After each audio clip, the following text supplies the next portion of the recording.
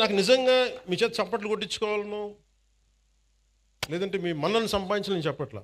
I feel this is my commitment for my nation.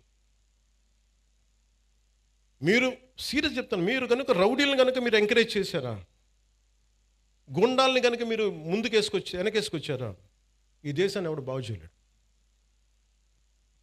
నేను చెప్తున్నాను, ఒక హోంమంత్రిని కూర్చొని ఇష్టారాజ్యంగా మాట్లాడుతూ ఉన్నాను.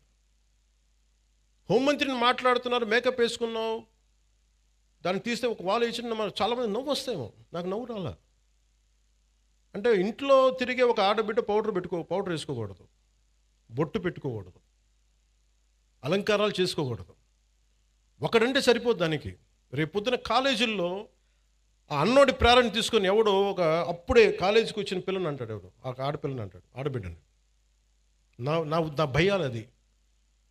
హోంమంత్రి న్యూస్ అనేసి వెళ్ళిపోతారు, దాని పర్యావసానం, దాని కాన్సిక్వెన్సెస్ ఎక్కడికి వస్తాయి మనం ఊహించలేము. అందుకని ఇవి మేము వెరీ వెరీ క్లియర్గా ఉన్నాను. నేను అలయన్స్ ప్రభుత్వం, లా అండ్ ఆర్డర్ నా చేతుల్లో లేదు. దురదృష్టం ఏంటంటే ఇలాంటి కొన్ని ఇన్సిడెంట్ జరిగినప్పుడు సడన్గా నేను గుర్తొస్తాను. ఇక్కడ కూడా కులం వస్తుంది. నేను కులాలను దాటి దేశం వైపు వెళ్దాం అనుకుంటే నా దురదృష్టం, దరిద్రం ఏంటంటే, ఈ పదం వాడుతాను, క్షమించాలి, నన్ను తిరిగి కుల చట్టంలోకి పట్టుకొస్తారు.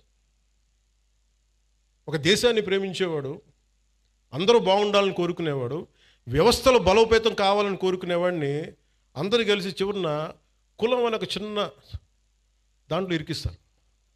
కాకపోతే నన్ను బంధించలేరు, అది అందరూ అర్థం చేసుకోవాలి. అంటే అందుకే నేను లా అండ్ ఆర్డర్, నేను ఇప్పుడు దాకా ఎస్ఐటీగా నేను ఇప్పుడు మాట్లాడా. ఒకసారి పిఠాపురంలో మాట్లాడా. నేను ఈరోజు మళ్ళీ కాకినాడ వేదికగా చెప్తున్నా. I want entire Janasena party MLAs and MPs, entire Janasena party MPs and MLAs and ministers, raise your voice against any kind of law and order situations.